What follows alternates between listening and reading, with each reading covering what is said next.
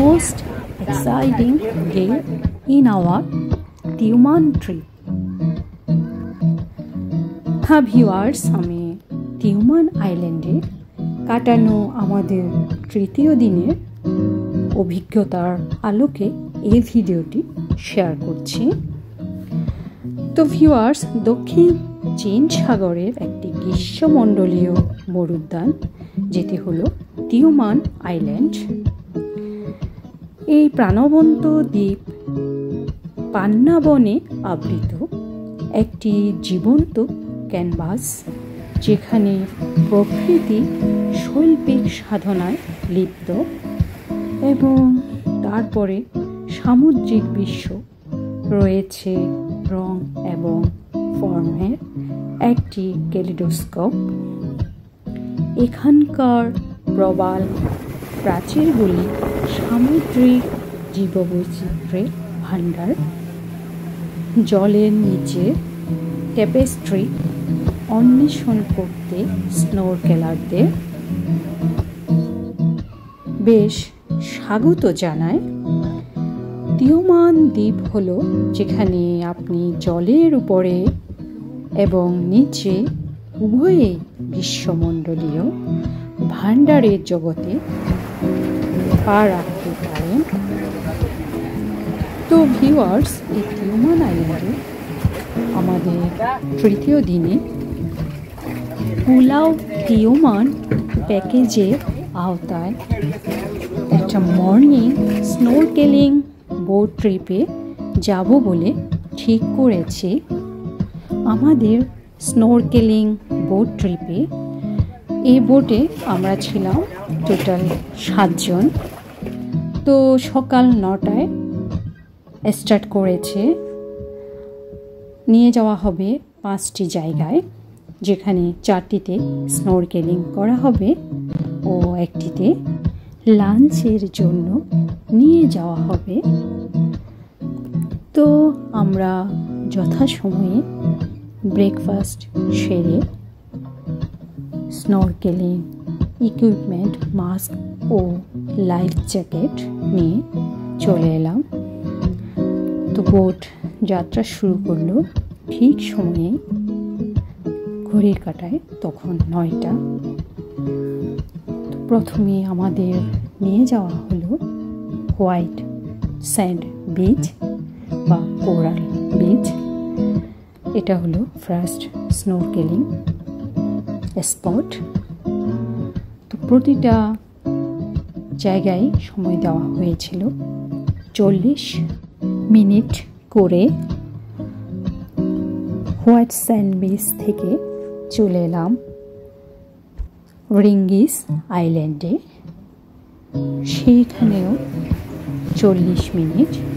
আপনি যত স্নোরকেলিং করবেন, এক একটা জায়গা এক এক রকম সুন্দর, সত্যি অবর্ণনীয়। রিঙ্গিস আইল্যান্ড থেকে আমাদের নিয়ে যাওয়া হলো মেরিন পার্ক। মেরিন পার্ক থেকে ত্যাকেক আইল্যান্ড। ত্যাকেক আইল্যান্ড হলো লাঞ্চের জন্য। লাঞ্চের জন্য যথারীতি 40 মিনিটস সময় দেওয়া হলো।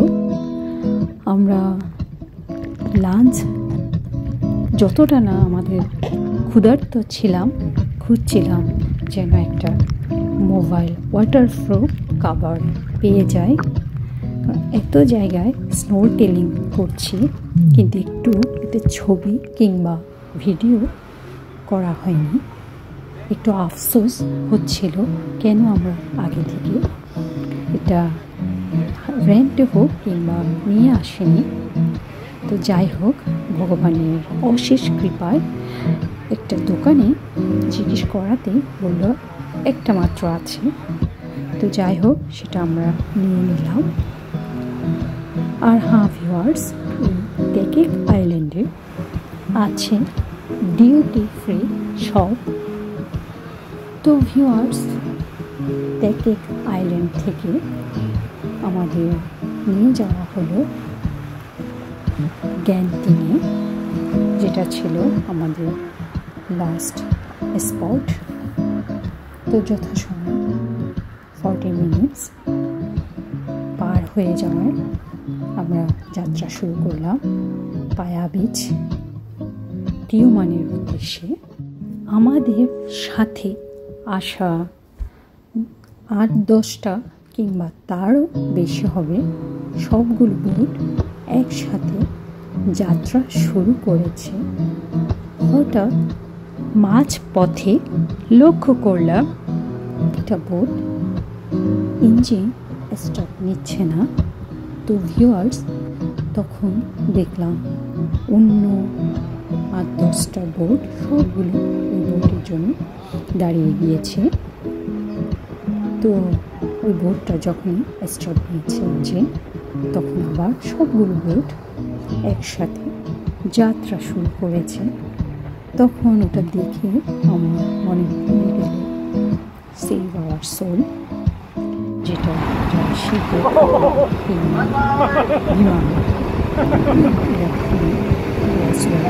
ফলো করে।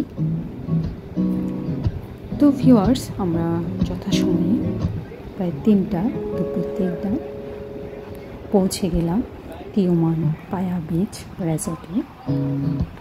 তো এসে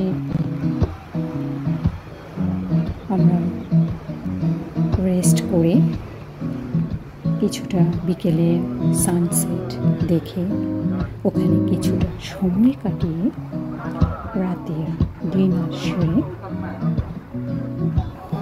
পরের দিন সকালবেলা আবার আমাদের ফিরে আসার পালা। আমরা যে মার্সিন জেটি থেকে এসেছিলাম, এখন আমরা তিওমান থেকে মার্সিন জেটিতে ফেরার পালা। তো ভিউয়ার্স, এভাবেই আমরা আমাদের 4 দিন 3 রাত খুব সুন্দর একটা সময় কাটিয়ে আপনাদের আশীর্বাদে ফিরে এসেছি। আবারও যাওয়ার অপেক্ষায়।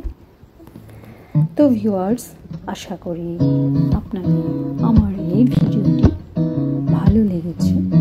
ভালো লাগলে অবশ্যই সাথে থাকবে, সাপোর্ট করবেন। আপনারা পুরো ভিডিওটি দেখুন। তো চলুন